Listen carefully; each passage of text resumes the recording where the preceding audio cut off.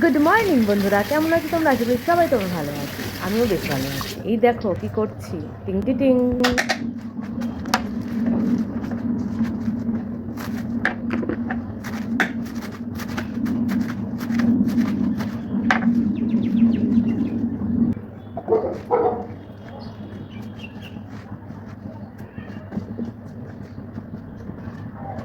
যারা যারা আমার মতন শাক কুচাতে পারো না তাদের জন্য একটা সহজ উপায় নিয়ে চলে আসলো তোমাদের প্রিয়া দিন, টিং টি টিং টি ডিং।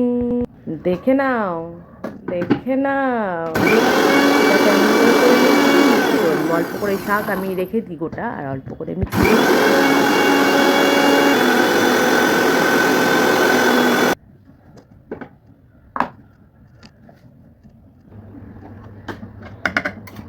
এরপরে দেখো মিক্সি করে নিয়েছি। এরপর বাদ বাকি যেইটুখানি শাক আছে ওই শাকটা আমি রেখে দিয়েছি, সবটা কিন্তু মিক্সি করি না, হাফ মিক্সি করি, হাফ রেখে দিই। তারপরে আমি কি করে দিলাম, কড়াইতে দিয়ে দিলাম তেল, তারপরে দিলাম রসুন লঙ্কা।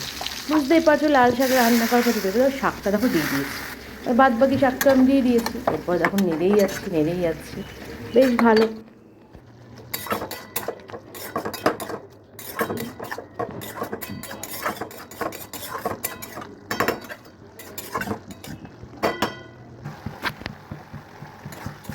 তো দেখেছো তো কি হয়েছে, শাকটা দেখো শাকের মতনই একদম কাদা কাদা শাক হয়ে গেছে।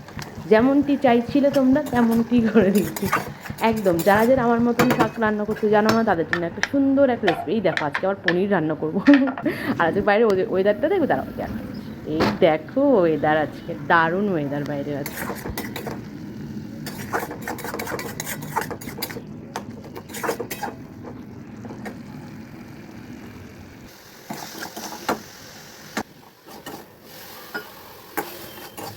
তো সবাই বললো আমার শাক রান্নাটা কেমন হয়েছে, শাক কুচানোটা কেমন হয়েছে। তো সবাই আমার বুদ্ধিটা প্লিজ অ্যাপ্লাই করো, আর আমারকে শেয়ার করতে ভুলো না, আর সাবস্ক্রাইব করে দিও। টাটা।